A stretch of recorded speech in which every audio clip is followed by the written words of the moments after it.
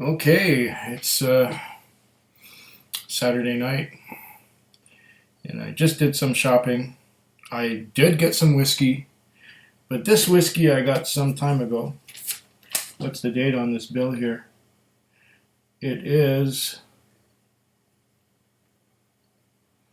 New Year's Eve. I got this on New Year's Eve at a store that I don't usually go to because the store that I usually go to is closed.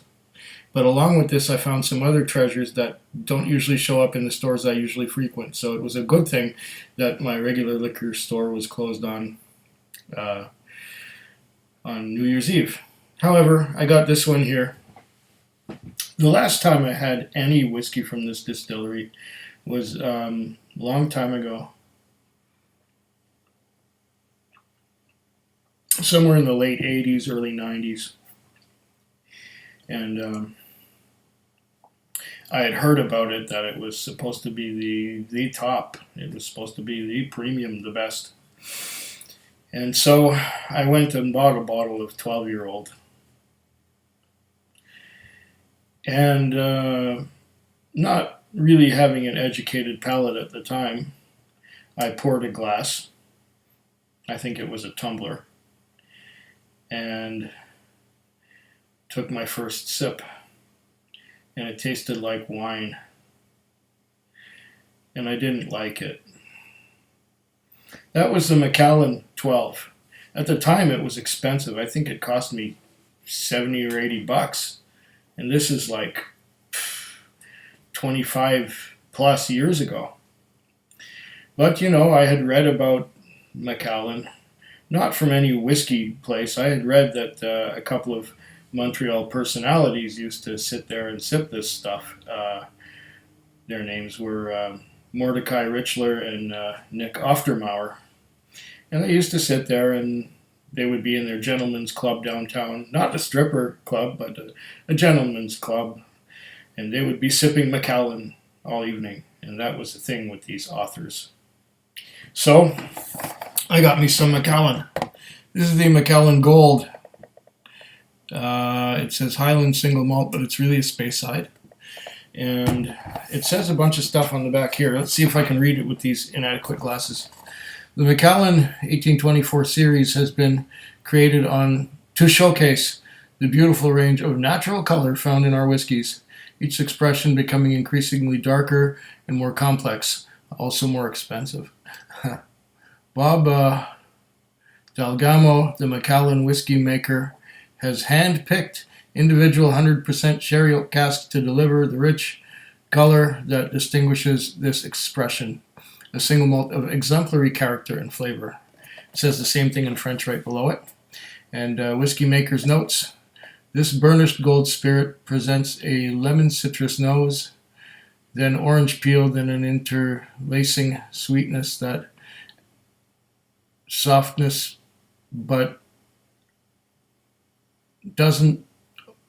softens, but doesn't eliminate the zest. The quiet note of vanilla is followed by dark chocolate, more assertive yet not overly so, with lingering floral and light oak notes. Citrus and bottled sweets rule the palate, along with hints of ginger and cinnamon, while soft oak tones reveal toasted apples. The finish is medium sweet, malty, and slightly dry. Well, that looks like almost like poetry. 40% alcohol by volume, 750 mils. Macallan. And it's got like a little house on the bottom there. And this is the 1824 series. I guess 1824 was the time when Macallan started. There's probably a bit of dust on there. Yeah, let's get it open. And this one does it have a third flap? No, it doesn't have another flap. Well, there we go. There is the bottle of Macallan Gold. Nothing left in there. Okay, on the back, what does it say? It says the same thing as it does on the box. There's the label of the bottle. My dad and I used to make fun of the company, and we called it Macallan. Let's have some Macallan. Sadly, my dad has been gone almost 10 years now, and he hasn't really seen or experienced what I've been going through in tasting all these whiskeys. I don't know if it was really his thing. He was more into cider, and he would drink gin. And he liked his beer too, and wine. He drank a lot of red wine. He would always be sneaking red wine. And my mother wouldn't know he'd be drinking it. He used to have bottles hidden in the garage. Not like he was an alcoholic or anything. He just wanted to be on Mom's good side, I think. Wow. Interesting how a bottle of Macallan can bring back memories. And, well, I'm kind of remembering Dad a lot lately because of things like that. Okay, well, let's... Oh, it's tight. Yeah.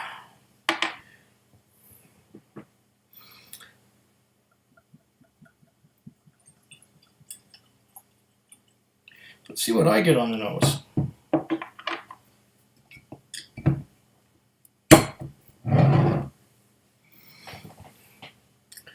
Let's give the glass a nice even coating.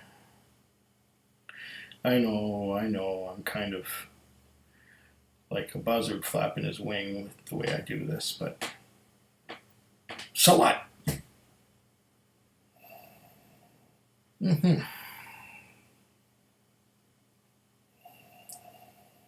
Right away I'm getting fruit. Yes, I'm getting citrus fruit.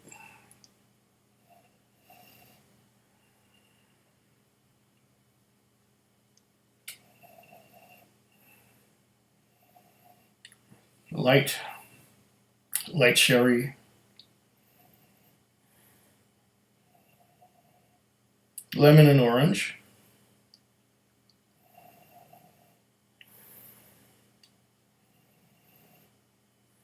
A little bit of what I would call a vanilla note.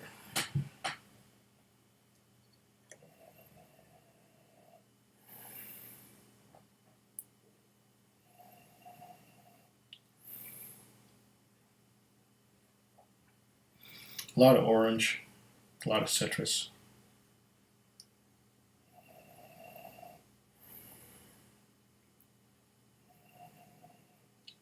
There's a vanilla and caramel note too.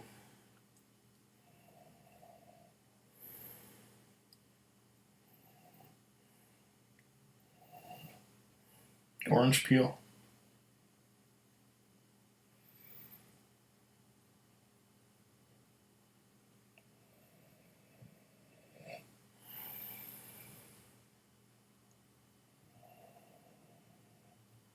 Lemon zest. Yeah.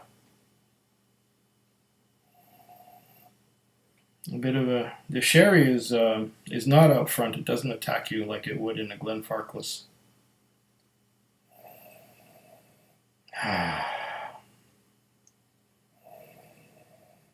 Hmm.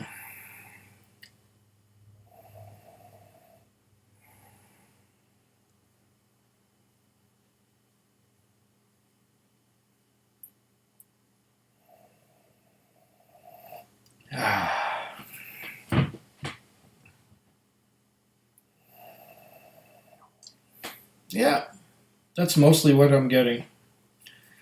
Citrus, lemon orange, a little bit of vanilla and caramel beneath that. A little bit of there's a bit of a clay note if I dig deeper. It smells like plasticine a little bit. But it's real subtle. This could sure have used a higher ABV. Well, let's go for the taste.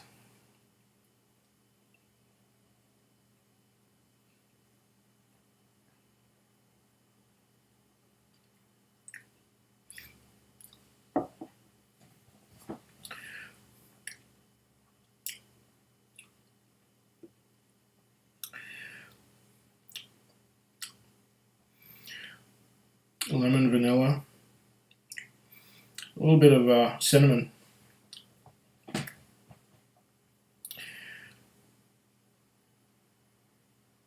Not very much there. There's a bit of vanilla in the back of my mouth. The lemon and orange kind of initially I taste it, but then it moves to the side, and then I'm getting a little bit of cinnamon, and it's really, really light, easy drinking.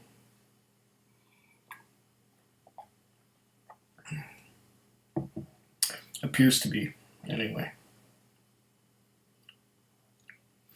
This would definitely not benefit from any water.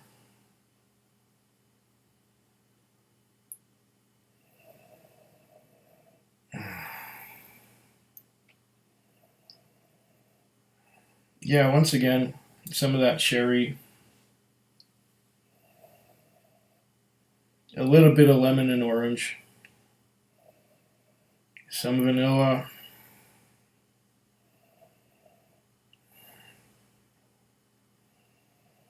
a little bit of caramel beneath the vanilla.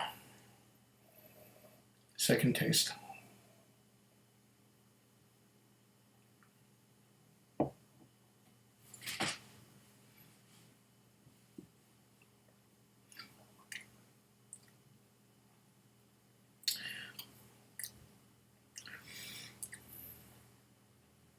I'm getting mostly a tingling of cinnamon right on the tip of my tongue and in the middle of my tongue. And fruity, somewhat watered down fruity notes on the sides. Some orange. But mostly I'm getting cinnamon, spicy on the tip and to the middle of my tongue. In the back of the mouth, I'm not getting much.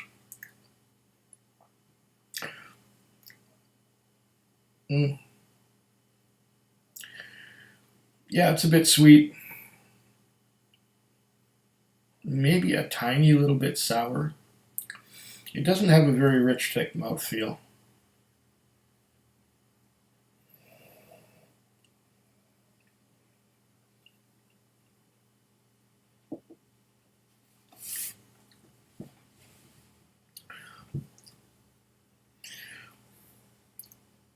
Yeah, fruity, lemon orange, once again. And it has that cinnamon note right on the tip and the center of my tongue. And that is just about it.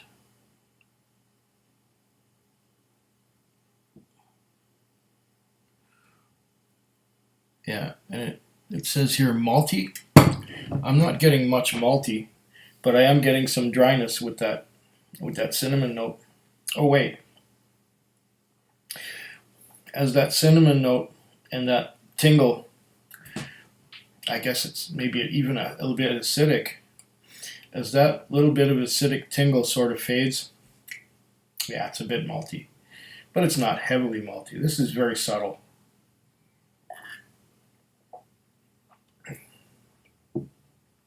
The flavors do not bounce out at me. They're very subtle. I have to dig for them. They're there, but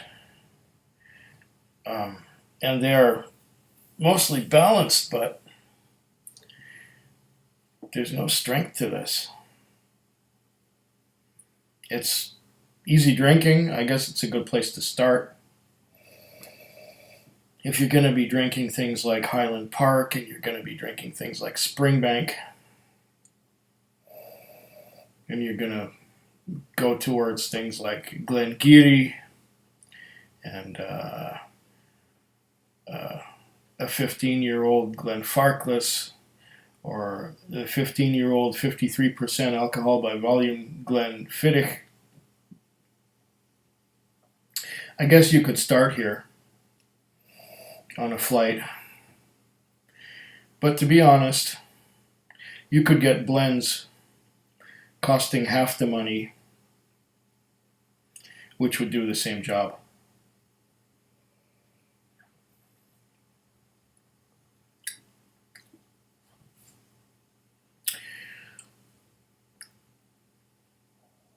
This is